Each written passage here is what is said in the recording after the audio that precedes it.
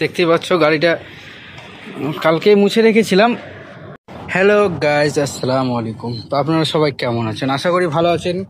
ঠিক আছে, দোয়া করি আপনারা যেন ভালো থাকেন। আপনারা দোয়া করবেন আমরা যেন ভালো থাকি বিদেশে। ঠিক আছে, তো দেশে থাকাকালীন আমরা বাড়িতে যখন ছিলাম তখন মা বাবা হয়তো আর কেউ বলতো যে ঘুম থেকে উঠে চা খেয়ে নাও, মুখ ধুয়ে নাও। আর এখানে ঘুম থেকে উঠে কপিলেরা বলে যে সকাল সৈয়ারা, गसल सैयारा, पोता सैयारा, बाद जो भी हो कुछ बोलते हैं अरबी में, वो समझ नहीं आता है, ওগুলো সব বোঝা যায় না। ঠিক আছে, হ্যালো বন্ধুরা, তোমরা সবাই কেমন আছো? আশা করি ভালো আছো। তো কালকে রাত্রে হালকা একটু বৃষ্টি পড়েছিল, ঠিক আছে, ওই কারণে গাড়িটা দেখছো একটু নোংরা হয়ে গেছে।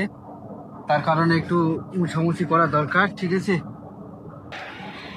দেখতে পাচ্ছ গাড়িটা কালকে মুছে রেখেছিলাম, সকালের দিকে সন্ধ্যার দিকে বৃষ্টি হয়ে গেল হালকা হালকা করে,